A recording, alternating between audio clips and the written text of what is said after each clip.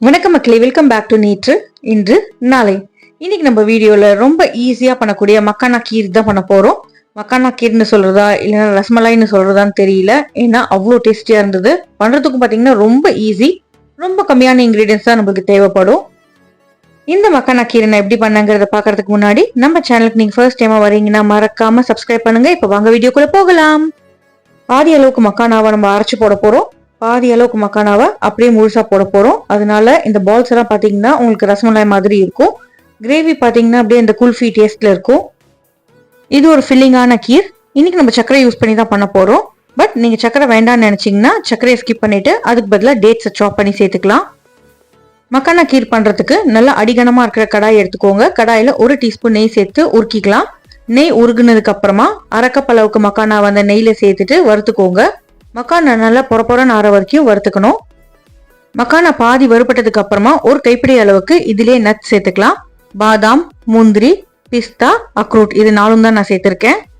இதுலயே நம்ம வாசனைக்கு 2 ஏலக்காய் சேர்த்துக்கலாம். தனியா ஏலக்காய் பொடி போடணும்னு அவசியம் இல்லை. இதை அரைக்கும் போது ஏலக்காவும் சேர்த்து நம்ம அரைச்சிக்கலாம்.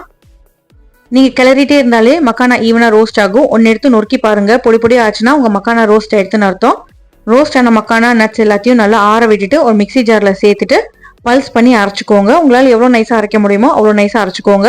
நட்ஸ்ல இருந்து எண்ணெய் வரக்கூடாது, அதனால கொஞ்சம் விட்டு விட்டு அரைச்சிக்கோங்க. அரைச்சது அப்படி தனியா வச்சிடுங்க. இப்ப அதே கடாயிலேயே நான் 1 டீஸ்பூன் அளவுக்கு நெய் சேர்த்துக்கிறேன். இந்த நெய்ல மறுபடியும் நான் அரைக்கப் அளவுக்கு மக்கானா வறுத்துக்க போறேன். மக்கானாவை எப்பவுமே வறுத்து தாங்க யூஸ் பண்ணணும், அப்பதான் உங்களுக்கு சேஃப். மக்கானா பாதி வறுப்பட்டதுக்கு அப்புறமா நீங்க இதுல பால் சேர்க்கறதுக்கு முன்னாடி கொஞ்சமா குங்குமப்பூ சேர்த்துக்கோங்க, ஒரு சிட்டிகை அளவுக்கு. சாஃப்ரானை ரோஸ்ட் பண்ணிட்டு அதுக்கப்புறமா நம்ம பால் சேர்த்துக்கலாம். இந்த மாதிரி பண்ணும்போது சாஃப்ரான்ல இருந்து கலர் நிறைய வெளியில வரும். அரைக்கப் அளவுக்கு நான் இதுல பால் சேர்த்திருக்கேங்க. பால் சேர்த்ததுக்கு அப்புறமா நல்லா கலந்து விட்டுட்டு பால் பொங்கி வர வரைக்கும் மிக்ஸ் பண்ணி விட்டுட்டு கொதிக்க விடுங்க. பால் கொதி வந்ததுக்கு அப்புறமா இதுல 1/3 இருந்து அரைக்கப் அளவுக்கு நம்ம சக்கரை சேர்த்துக்கலாம். இப்ப நீங்க நல்லா ஸ்வீட் சாப்பிடுவீங்கன்னா அரை கப் சேர்த்துக்கோங்க. இல்ல எனக்கு மைல்டா ஸ்வீட் இருந்தா போதும்னா 1/3 கப் சேர்த்தா போதும். சர்க்கரைக்கு பதிலாக பேரிச்ச பழத்தை கூட நீங்க சாப் பண்ணி சேர்த்துக்கலாம். அதுல வர ஸ்வீட்னஸே உங்களுக்கு போதும்னு நினைச்சீங்கன்னா நீங்க அப்படியே ஹெல்த்தியா கீர் சாப்பிட்டுக்கலாம். குங்குமப்பூல இருந்து நல்லா கலர் வெளில வரணும்னு நினைச்சீங்கன்னா அந்த ஸ்டாண்ட்ஸ் எல்லாம் எடுத்துட்டு கடாயோட ஓரத்துல அப்படியே தேய்ச்சி விட்டீங்கன்னா போதுங்க. பால்ல மிக்ஸ் ஆகி உங்களுக்கு நல்ல கலர் வரும். ஈஸியாவே நம்ம வறுத்ததுனால குங்குமப்பூ மசிஞ்சிரும். இப்ப இந்த பால் நல்லா கொதிச்சு பொங்கி வரட்டும். பொங்கி வந்ததுக்கு அப்புறமா நம்ம அரைச்சி வச்சிருக்கிற இந்த மக்கானா நட்ஸ் பவுடர் இதுல சேர்த்துட்டு கலந்து விட்டுக்கலாம். மறுபடியும் ஒரு 2-3 நிமிஷம் நம்ம கொதிக்க விடணும். லம்ஸ் எதுவும் கட்டாதபடி நீங்க நல்லா கலரி விட்டாலே போதும். இந்த பொடி பாத்தீங்கன்னா நம்மளோட பாலுக்கு நல்ல ஒரு திக்னஸ், கிரீமினஸ் அண்ட் ரிச்னஸ் கொடுக்கும். கொதிக்க கொதிக்க மக்கானாலாம் பாத்தீங்கன்னா நல்லா சாஃப்டா சூவியா மாறிடும். கிட்டத்தட்ட நம்மளுக்கு அந்த ரசமலாய் டெக்ஸ்டர் மாதிரி தான் இருக்கும். இந்த கீரை பொறுத்த வரைக்கும் நல்லாவே ஹெவியா இருக்குங்க. நீங்க சாப்பிட்டீங்கன்னா கட்டாயமா ஒரு 1 to 2 hours உங்களுக்கு பசிக்கவே பசிக்காது.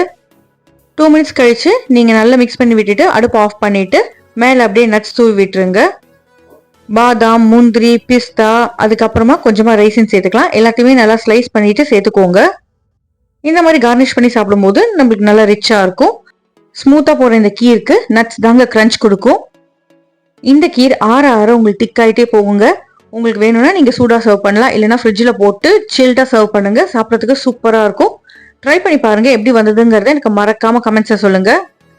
நம்ம சேனலுக்கு நீங்க ஃபர்ஸ்ட் டைமா வரீங்கன்னா லைக் பண்ணுங்க, ஷேர் பண்ணுங்க, மறக்காம சப்ஸ்கிரைப் பண்ணுங்க. இன்னொரு நல்ல வீடியோட நல்ல ரெசிபியோட உங்களை நாளைக்கு சந்திக்கிறேன். Until then, take care, bye bye, have a great day, thanks for watching.